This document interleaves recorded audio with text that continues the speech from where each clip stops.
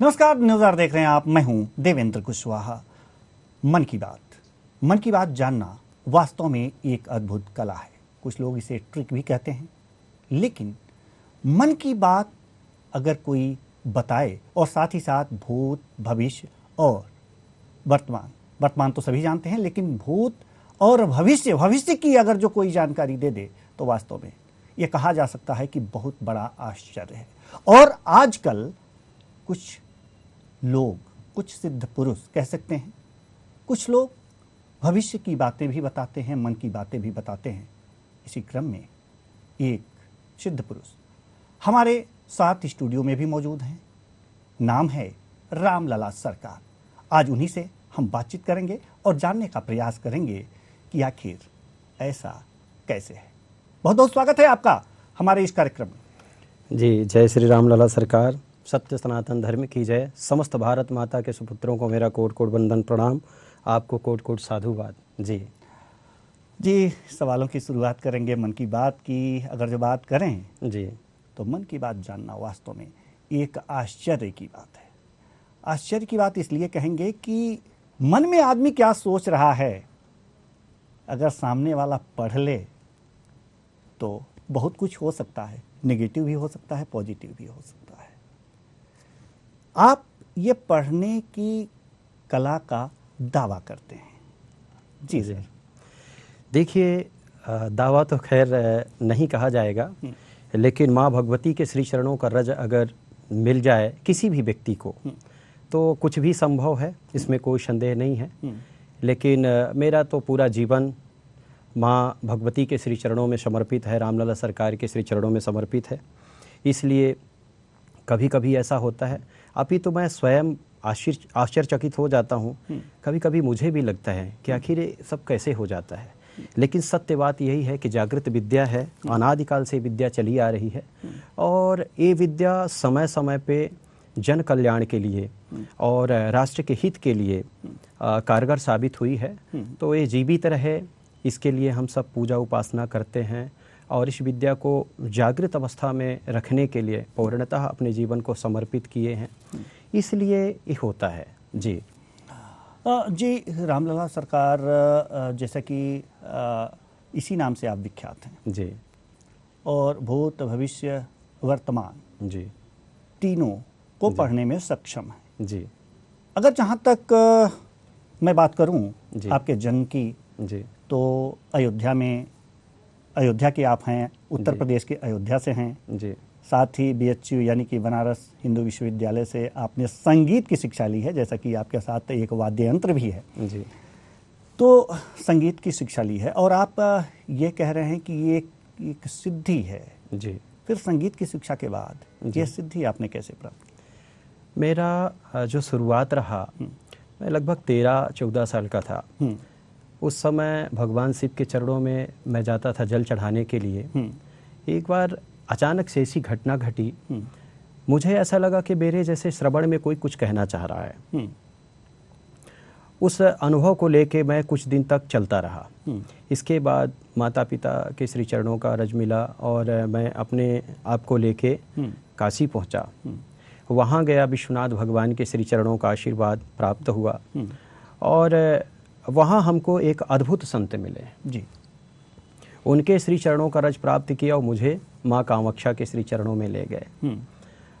उस विषय को लेके मैं जब देखा कि तो अगाध है, यहाँ रहना बहुत कठिन विषय है, साधना का जो विषय होता है वो बहुत कठिन होता है, लेकिन फिर भी गुरु आशीर्वाद, उनके श्री चरणों का रज प्राप्त हुआ।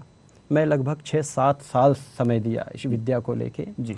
और इसके बाद मुझे अनुभूति ऐसी होने लगी, कहीं भी किसी जगह में कभी भी जब इच्छा हुई या ऐसा कहें जब माँ भगवती के चरणों की कृपा से प्रेरणा होती है तो कुछ सुनाई देता है। और इस विषय को लेके समय का बहुत बड़ा महत्व है। अगर समय सही है और इसको जागृत किया गया तो बताया जा सकता है। तो साधना का क्रम तो हमारा 13 साल की उम्र से चला। जी। इसके बाद संगीत में रुचि थी और संगीत मुझे बड़ा प्रिय लगता था। अभी तो संगीत को मैंने बहुत नज़दीक से जानने की कोशिश किया, लेकिन इतना नहीं पा पाया जितना मैं चाहता था। लेकिन फिर भी जो भी प्राप्त हुआ वो माँ भगवती के श्री चरणों के रज की कृपा से प्राप्त हुआ, वो आपके सामने ही है।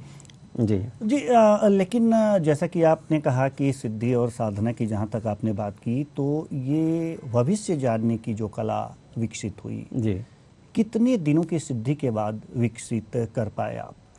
इसमें ऐसा नहीं कहा जा सकता है कि 2 साल, 4 साल, 5 साल, निरंतर इस विषय को लेके चलना पड़ता है और जागृत करने के लिए साधना की आवश्यकता पड़ती है, काफ़ी समय देना पड़ता है।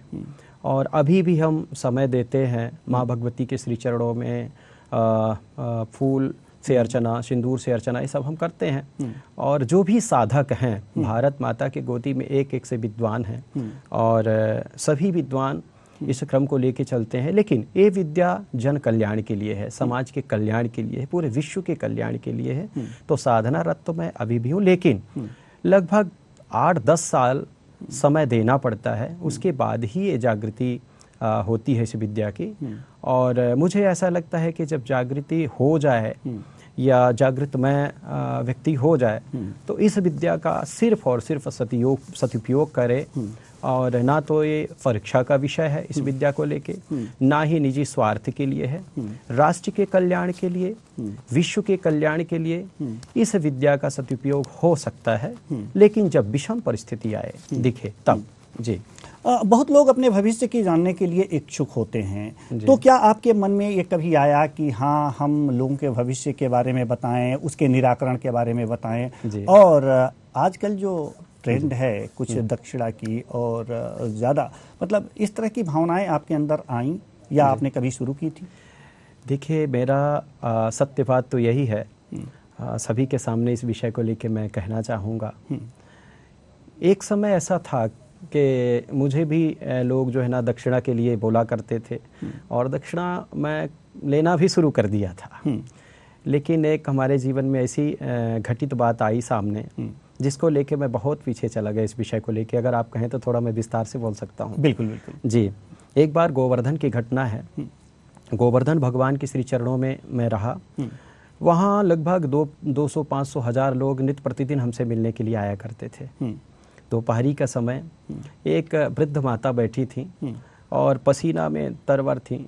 उनको मैंने जब देखा तो बहुत कष्ट हुआ कि सभी लोग हमारे पास आ रहे हैं लेकिन माता नहीं आ पा रही हैं। मैं उनके पास गया, मैंने पूछा कि माता श्री, कारण क्या है कि आप हमारे पास तक नहीं आए? तो बोली, बेटा, आपके लोग बोल रहे थे कितना पैसा लगता है तब महाराज जी से मिलना होता है, और मेरे पास कुछ दक्षिणा रखा भी था। बहुत कष्ट हुआ, बहुत पीड़ा हुई। उस दक्षिणा को उठा के माँ के श्री चरणों में मैंने रख दिया और उनसे कहा कि माँ, जब तक जीवन रहेगा तब तक अब दक्षिणा नहीं लेंगे। तो उस समय से मैं बिल्कुल छोड़ दिया, अब तो कभी किसी से कुछ लेता नहीं। अब हमारा जीवन समर्पित है राष्ट्र के लिए, पूरे विश्व के लिए, समस्त मानव, चैतन्य मानव के श्री चरणों में मेरा जीवन समर्पित है। तो वो विषय थोड़ा था, लेकिन अब बिल्कुल नहीं है, और जब तक हमारा जीवन रहेगा ऐसा बिल्कुल नहीं करेंगे। यानी कि दक्षिणा से आपने मुंह फेर लिया है, यानी कि बस सेवा करना है, सेवा